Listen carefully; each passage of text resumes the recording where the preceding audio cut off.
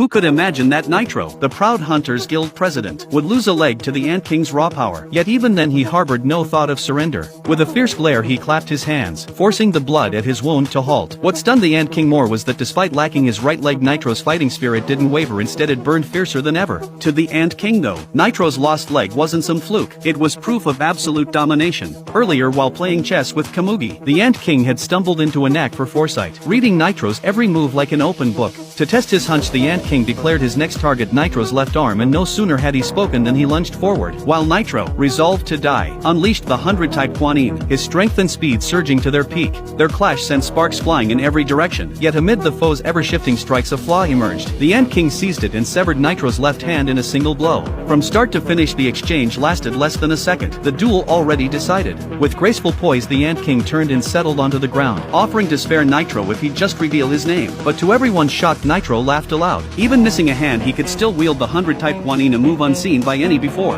Under the Ant King's disbelieving stare, a golden Buddha statue rose behind Nitro, towering 100 meters high. In an instant its merciful hands reached out to cradle the Ant King gently in their palms. Then Nitro poured every ounce of his energy into the Buddha's mouth, shaping a radiant orb like a star. This was the ultimate technique born from his lifetime of mastery. The orb blasted from the Buddha's jaws toward the Ant King, unleashing a torrent of power that flattened everything around. When the dust cleared, a hunched old man stood revealed. To slay the Ant King, Nitro paid a harrowing price. His trembling frame flickered like a candle in the wind, his hollow eyes signaling life's end drawing near. Yet as he gazed calmly ahead, a familiar figure stepped slowly from the haze. Despair gripped Nitro fully. He hadn't dreamed his mightiest strike would leave the Ant King with mere scratches. Still, the Ant King saw his triumph as certain. He wasn't just an ant, but the ultimate being fused from all species genes, nature's creations mere fuel for his rise. A puny human, no match for his might. But the Ant King underestimated humanity, and Nitro's resolve for the old man raised a withered arm and drove it deep into his own heart. A wave of primal fear washed over the Ant King, stirring thoughts of flight. As President Nitro fell, the genetic bomb hidden within him ignited at last.